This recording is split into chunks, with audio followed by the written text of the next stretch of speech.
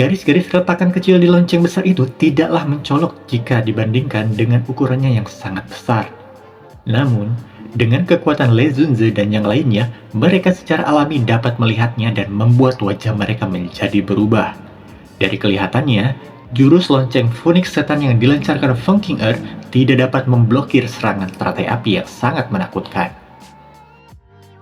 Ekspresi Le Zunze pun berubah menjadi suram pada saat ini. Tangannya perlahan mulai terkepal dengan sangat keras. Hal ini adalah sesuatu yang tidak pernah dia duga sebelumnya, namun kenyataan itu berada tepat di depannya. Dibandingkan dengan ekspresi suram Le Zunze, sebuah senyuman muncul di wajah Feng Zunze. Bakat Xiaoyan yang sejak awal memang sudah sangat memuaskan.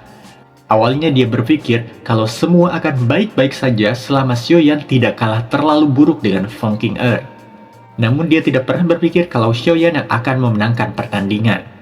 Ya, meskipun dia juga mengakui kalau Xiaoyan memiliki kualifikasi agar bisa menjadi murid Jiao Lao, tapi dia juga sadar kalau Funking Earth bukanlah orang biasa. Apalagi menjadi seseorang dari suku setan Phoenix Surgawi, tentu saja kekuatan tempurnya akan jauh melebihi mereka pada level yang sama dengannya. Zhan Zongzi dan Huang Quan Zunze yang berada di samping juga sangat terkejut melihatnya. Jelas, Xiaoyan melebihi pikiran mereka sampai berhasil meretakan lonceng Phoenix Setan Surgawi. Aku ingin tahu apa latar belakang orang ini, dan bahkan bisa tahu teknik Dou yang sangat kuat seperti itu. Terlepas dari seberapa berbakatnya seseorang, tapi bisa mencapai hal ini pada usia seperti dia, tentunya dia membutuhkan seorang guru yang memiliki kemampuan hebat yang sama. Selain itu, tidak banyak orang tua yang bisa mengajar murid seperti itu, bahkan di dataran tengah. Namun, sepertinya tidak ada dari mereka yang memiliki murid bernama Xiaoyan. Di tepi arena, Mu Qingluan, Tang Yin, dan Wang Chen kelihatan sepenuhnya terkejut saat mereka menyaksikan lautan api yang tak berujung di langit. Terutama Wang Chen, dia pada dasarnya merasa tubuhnya menjadi mati rasa. Jika Xiaoyan menggunakan teknik Dou yang menakutkan ini ketika bertarung dengannya, kemungkinan dia bahkan tidak akan memiliki kesempatan untuk melarikan diri secara hidup-hidup. Begitupun dengan Tang Yin yang merupakan orang yang paling luar biasa di antara generasi muda Pavilion 10.000 Pedang. Dia merasa kebanggaannya menjadi seperti lelucon di depan Xiaoyan dan Funking Earth. Kekuatan bertarung yang dimiliki keduanya jauh melebihi dirinya. Mu Qingluan di samping juga mengangguk sambil berbagi perasaan yang sama dengan yang lainnya. Meskipun mereka telah mendengar nama Xiaoyan karena konfliknya dengan Pavilion Angin Petir, namun mereka tidak terlalu memperhatikannya. Mungkin karena mereka adalah anggota paling luar biasa dari generasi muda dalam 4 Pavilion, sehingga mereka merasa hal itu bukanlah sesuatu yang penting untuk diperhatikan oleh mereka. Namun, pertempuran besar hari ini telah menyebabkan mereka semua menyerah. Kekuatan semacam itu memang bukan sesuatu yang bisa mereka lawan. Terlihat sebuah lonceng besar berwarna hitam gelap berdiri di lautan api 3 warna yang meresap ke atas langit. Setiap kali gelombang api melonjak, itu akan menyebabkan cahaya gelap di permukaan lonceng besar menjadi bergejolak. Garis retak kecil di atasnya juga akan semakin menyebar dengan lebih cepat. Suaranya memang tidak terlalu keras, tetapi secara berangsur-angsur mulai terdengar ke telinga setiap orang di sana, dan pemenang pertempuran ini sepertinya akan segera ditentukan. Walaupun kemenangan hampir di depan mata, Xiaoyan pada saat ini menunjukkan wajah yang sedikit pucat. Meskipun kekuatan teknik Lotus Api 3 warna sangat menakutkan, namun efek kelelahan dari menggunakannya juga sangat besar. Kemudian, mata Xiaoyan tertuju kepada lonceng hitam gelap di lautan api. Dia merasa mendapatkan sebuah pengalaman tersendiri dari pertarungan ini. Seseorang memang seharusnya tidak boleh meremehkan lawan seperti apapun. Di saat merasa kondisinya mulai melemah, Xiaoyan pun dengan cepat melemparkan beberapa pil obat pemulihan Doqi ke dalam mulutnya dan segera memulihkan diri. Pada saat yang sama, garis retak terdengar semakin cepat menyebar pada permukaan lonceng hitam. Karena pada saat ini, lautan api 3 warna sekali lagi melepaskan gelombang api yang sangat mengerikan yang dengan keras bertabrakan kembali dengan lonceng besar itu. Kemudian terlihatlah muncul cahaya-cahaya gelap yang mulai menerobos garis-garis retakan sebelum akhirnya lonceng itu pun harus hancur berkeping-keping. Melihat itu, mata Xiaoyan segera menatap tajam ke arah di mana lonceng hitam itu meledak. Gumpalan asap hitam yang pekat melonjak dengan sangat hebat dari serpihan lonceng yang sangat besar itu. Kemudian, asap-asap itu pun tiba-tiba menyusut, dan tiba-tiba terlihat seseorang bergegas keluar dari dalamnya dengan cara yang seperti kilat. Rasa dingin melonjak kembali di mata Xiaoyan ketika sosok itu muncul kembali. Segera cahaya perak terlihat berkelip-kelip di bawah kakinya saat tubuhnya mulai bergerak. Kemudian beberapa bayangan muncul, dan segera api hijau giok dengan cepat melonjak keluar dari tinjunya. Namun ketika Xiaoyan muncul di belakang sosok itu, terlihat kain berwarna-warni tiba-tiba melesat di dahi Xiaoyan. Tak berpikir lama, dia akhirnya mengambil kain itu dan menggunakannya untuk menyerang sosok yang berada di depannya tersebut. Kekuatan kuat dari serangan ini menyebabkan sosok itu mengeluarkan suara raungan. Kemudian sosok itu pun terjatuh dengan sangat keras ke tanah. Banyak teriakan tiba-tiba terdengar dari sekitar stadion ketika mereka melihat sosok itu ternyata adalah Feng Qing'er yang sedang terluka di tanah. Tak lama setelah itu, Xiaoyan pun turun dari udara dan mendarat di samping Feng Qing'er.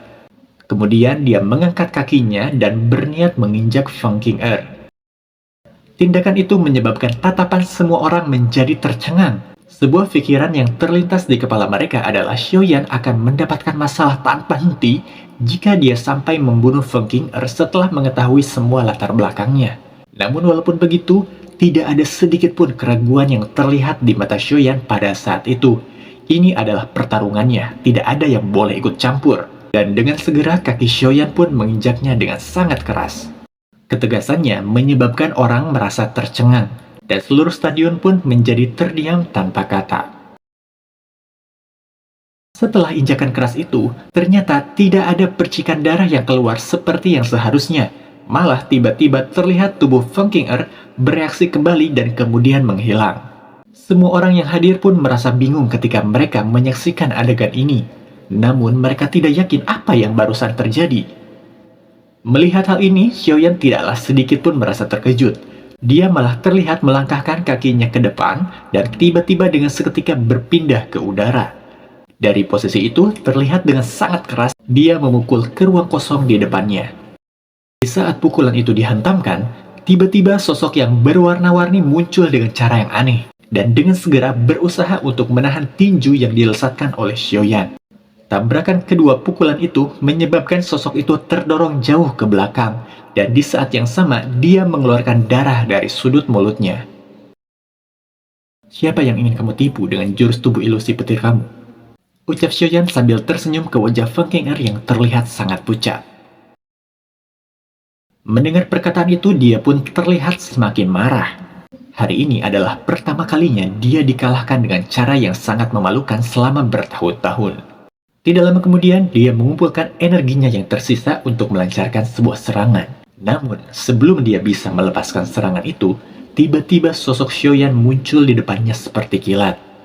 Tangan kuatnya pun segera mencekik lehernya seperti cakar elang yang sangat tajam. Melihat kejadian itu menyebabkan seluruh stadion terkejut untuk kesekian kalinya. Niat membunuh pun samar-samar terlihat di wajah Xiaoyan. Seluruh orang Gunung Petir hanya terdiam pada saat ini. Mereka menebak, apakah hasil dari pertarungan ini sudah bisa ditentukan? Hasil akhir ini telah melebihi perkiraan semua orang. Reputasi dan kekuatan Feng Qing'er adalah sesuatu yang sudah semua orang sadari.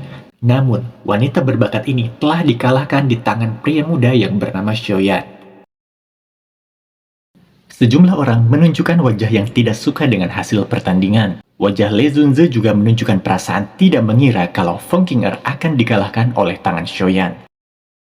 Dia benar-benar merasa telah mendapatkan kerugian 2 kali lipat, di mana pada awalnya dia berpikiran dialah yang akan mendapatkan keuntungan dari Xiaoyan.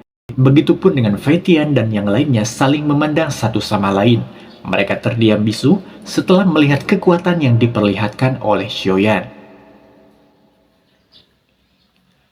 Namun berbeda dengan Feng Zunze, wajah Feng Zunze penuh dengan senyuman kebanggaan. Penampilan Xiaoyan hari ini benar-benar menunjukkan harapannya yang tinggi. Orang tua yang keras kepala itu masih setajam biasanya. Aku bertanya-tanya di mana dia bisa mendapatkan murid yang luar biasa seperti ini. Ucap Feng Zunze sambil menghela napas yang dalam. Di arena, Feng Qing'er tidak berdaya ketika tangan Xiaoyan mencekik lehernya. Sedikit niat membunuh yang terkandung dalam suara Xiaoyan menyebabkan dia tidak meragukan kalau orang di depannya akan dengan kejam menghancurkannya ketika dia menginginkannya. Namun walaupun di dalam kondisi itu, ternyata keangkuhan dalam dirinya masih tersisa. Seakan dia tidak menerima kalau dia telah dikalahkan. Kemudian Feng Qing'er menatap Xiaoyan dengan marah, dan api hitam yang aneh perlahan terpancar kembali keluar dari tubuhnya. Tatapan dingin terlintas di mata Xiaoyan ketika dia melihat Feng Qing'er masih saja keras kepala. Teratai api surgawi tiba-tiba melonjak keluar dari tangannya dan bertabrakan dengan api hitam aneh yang berada dalam tubuh Feng Qing'er. Keduanya kembali saling menyerang, tetapi nyala api hitam dengan cepat menyusut ke dalam tubuh Feng Qing'er di mata semua orang.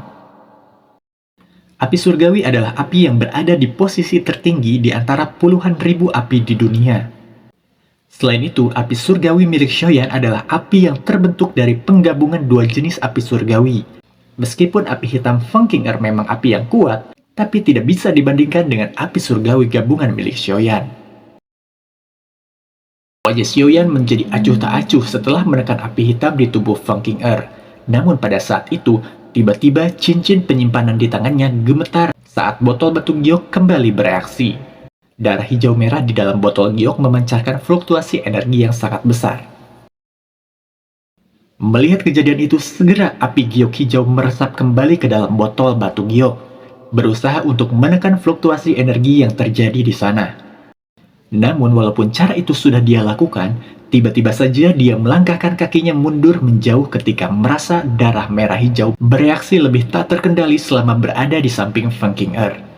Hal itu mungkin dikarenakan karena mereka berdua sama-sama berasal dari suku Phoenix Setan Surgawi. Melihat tindakan aneh Xiaoyan, mata Feng Qing'er tiba-tiba memandangi cincin penyimpanannya. Meskipun dia tidak bisa melihatnya dengan jelas, ternyata dia dapat merasakan kalau darah di dalam tubuhnya mulai mendidih ketika dia melihat ke arah cincin penyimpanan itu. Feng Qing'er tiba-tiba berpikir sejenak. Dia memikirkan apa yang sebenarnya terjadi, sampai akhirnya dia menunjukkan sebuah keterkejutan. Esensi darah puni kuno. Jantung Xiaoyan melonjak ketika dia mendengarkan ini. Namun, wajahnya tidak mengungkapkan perubahan apapun. Nadanya tenang dan dia pun bertanya, "Apa maksudmu?" "Serahkan benda itu kepadaku," ucap Feng Qing'er yang memancarkan panas saat dia menatap Xiaoyan.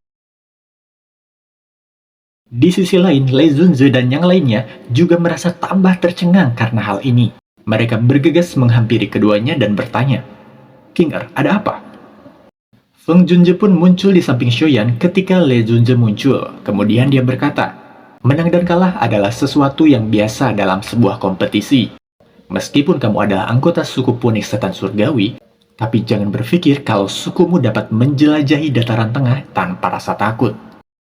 Mendengar itu, dia pun menjawab, "Feng Zunze, ini bukanlah soal menang ataupun kalah. Aku merasakan esensi darah Phoenix kuno yang berasal dari klanku berada dalam cincin penyimpanannya. Kamu pun pasti tahu aturan tentang mayat anggota suku apapun tidak boleh berpindah tangan ke orang luar. Esensi darah Phoenix kuno ini harus disempurnakan oleh garis keturunan yang sama. Namun tindakan ini telah melanggar aturan besar dalam klanku. Jika mereka mendengarnya, tentunya mereka akan langsung mengambil tindakan." Dan semua orang pun tercengang ketika mendengarnya. Mendengar hal itu membuat Feng Zunze sedikit terdiam. Suku Phoenix Setan Surgawi bukanlah pavilion angin petir. Sikap sombong dari orang-orang itu adalah hal yang harus diwaspadai. Lei Zunze dan yang lainnya tidak berbicara sedikit pun pada saat ini. Hal ini melibatkan suku Phoenix Setan Surgawi. Oleh karena itu, yang terbaik adalah membiarkan Feng Zunze memutuskannya sendiri. "Aku tidak tahu apa yang kamu bicarakan. Ini hanya pertandingan. Menang dan kalah adalah sebuah masalah kecil. Nona Feng Qing'er tidak perlu menuduh aku melakukan pelanggaran serius seperti itu," ucap tiba-tiba Xiaoyan. "Lalu apakah kamu berani untuk membuka cincin penyimpananmu?" Sambung Feng Qing'er dengan nada yang marah. Pada saat ini cukup banyak orang yang mengerutkan dahi mereka ketika menghadapi kata-kata Feng Qing'er. Melihat cincin penyimpanan orang lain tidak jauh berbeda daripada membuka rahasia tubuh seseorang. Permintaan ini sedikit berlebihan. Meskipun pavilion bintang jatuh tidak dapat dibandingkan dengan suku Phoenix setan surgawi, tapi itu membuatnya tidak bisa ditindas oleh orang lain seperti yang mereka inginkan. Kamu ingin mencari cincin penyimpanan orang lain hanya dengan kata-kata kamu sendiri? Itu sangat tidak mungkin, ucap tegas Feng Zunzi. Feng Qing'er tidak berani mengatakan apa-apa untuk menjawab balik Feng Zunzi saat dia berbicara. Seorang Dozun dianggap ahli puncak bahkan dalam suku Phoenix mereka. Tapi esensi darah Phoenix kuno sangat berguna untuk sukunya. Jika dia bisa mendapatkannya, kekuatan garis keturunannya pasti akan menjadi lebih kuat. Oleh karena itu, dia pun menjawab, "Tidak apa-apa jika kamu tidak mengizinkanku untuk melihat cincin penyimpanannya. Namun, aku harus menggunakan semacam keterampilan pencarian sesuai dengan aturan klanku. Jika masih tidak menghasilkan apa-apa, aku dapat meminta maaf atas tindakan aku ini." Feng Zunzi pun tampak terkejut ketika dia mendengarkan ini. Dia sedikit ragu di dalam hatinya saat dia menoleh ke arah Xiaoyan. Dia juga menyadari beberapa aturan dari suku Phoenix setan surgawi. Permintaan Feng Qing'er memang masuk akal. Namun, dia sedikit khawatir kalau Xiaoyan memang benar-benar memiliki esensi darah yang Feng Qing'er ucapkan. Keterampilan ini hanya akan bereaksi terhadap esensi darah Phoenix kuno. Jadi apa yang perlu kamu khawatirkan jika aku ternyata salah? Ucap Feng Qing'er ketika dia melihat Xiaoyan yang tetap terdiam. Mendengar semua itu, kemudian Xiaoyan pun tiba-tiba mengangguk dan berkata, "Baiklah, aku akan mengizinkan kamu untuk menggunakan keterampilan penelusuranmu." Xiaoyan yang mengangguk dan setuju, ini menyebabkan semua orang termasuk Feng Qing'er tertegun sejenak. Hal ini bukanlah permainan anak-anak. Jika benda itu benar-benar ditemukan, sepertinya Xiaoyan akan muncul di daftar hitam suku Phoenix setan surgawi. Begitupun ekspresi khawatir yang muncul di mata Feng Zunzi. Dia melihat Xiaoyan saat dia bertanya dengan suara yang dalam. "Apakah tidak apa-apa?" "Guru tenang saja, aku telah melihat banyak trik kecil seperti ini," ucap Xiaoyan yang meyakinkannya. Feng Zunzi merasa jauh lebih tenang setelah mendengar kata-kata Xiaoyan. Karena dia berani berbicara dengan cara ini, sepertinya dia memiliki kepercayaan diri. Sementara itu, Feng Qing'er yang berada di samping sangat marah ketika mendengar kata-kata Xiaoyan. Kemudian, setitik darah berwarna merah dijatuhkan oleh Feng Qing'er dan memancarkan cahaya aneh dalam prosesnya. Xiaoyan melirik tetesan darah ini. Darahnya berwarna merah, tetapi jika seseorang mengamati dengan baik-baik, seseorang akan dapat melihat warna yang sangat hijau di dalamnya. Xiaoyan berpikir keras ketika dia melihat adegan ini. Darah jenazah kering yang misterius jelas jauh lebih padat daripada darah Feng Qing'er. Dari kelihatannya, darah mayat kering misterius itu pasti lebih murni daripada darah Feng Qing'er. Wajah Feng Qing'er terlihat sangat dingin. Jarinya membuat tetesan darah yang membentuk sebuah segel misterius. Kemudian segel itu berhenti di atas kepala Xiaoyan. Tak lama dari itu, muncullah sebuah kilauan berwarna merah yang perlahan melilit tubuh Xiaoyan. Pada proses itu, Xiaoyan dengan jelas merasakan sebuah energi yang tidak biasa ketika tubuhnya ditutupi oleh penghalang cahaya berwarna merah. Cahaya itu perlahan-lahan memindai tubuhnya, dan dia secara samar-samar seolah merasa seseorang sedang mengintainya. Dalam proses pemindaian yang cukup lama, tidak ada tanda fenomena yang terjadi. Ini menyebabkan wajah Feng Qing'er tampak lebih suram. Feng Zunzi yang berada di sampingnya pun menghela napas dalam hatinya ketika dia melihat ekspresi Feng Qing'er. Kemudian cahaya merah akhirnya mulai menghilang dan diserap kembali ke dalam tubuh Feng Qing'er. "Nona Feng, apakah sudah ada hasilnya?" ucap Xiaoyan sambil melirik ke arah Feng Qing'er. "Katakan padaku, di mana kamu menyembunyikan esensi darah Phoenix kuno?" Dia jelas merasakan keberadaan darah Phoenix kuno sebelumnya, namun dari pencariannya tidak bisa menemukannya. Mendengar itu, ekspresi Feng Zunzi yang berada di sampingnya pun berubah. Dia berteriak dengan suara dingin. Feng Qing'er, jangan berpikir kalau aku tidak dapat melakukan apapun kepada kamu hanya karena kamu adalah anggota suku Phoenix. Jika kamu terus menimbulkan masalah seperti ini, jangan salahkan aku karena aku tidak memberikan wajah kepada mereka. Melihat kondisi yang mulai menjadi kurang baik, Lei Zunze pun akhirnya menghampiri Feng Qing'er untuk menenangkannya dan berkata mungkin ini hanya kesalahpahaman. Setelah mendengar kata-kata dari gurunya, dengan berat hati dia pun tidak punya cara lain selain mendengarkannya dan meminta maaf walaupun dia masih tidak akan membiarkan masalah ini selesai begitu saja. Baiklah, hasil pertandingan ini sudah ditentukan. Menurut kesepakatan kita sebelumnya, dendam di antara Xiaoyan dan Pavilion Angin Petir sudah selesai. Aku tidak akan tinggal lebih lama lagi. Aku akan datang dan berkunjung jika aku punya waktu di masa depan. Ucap Feng Zunze. Semuanya, ayo pergi.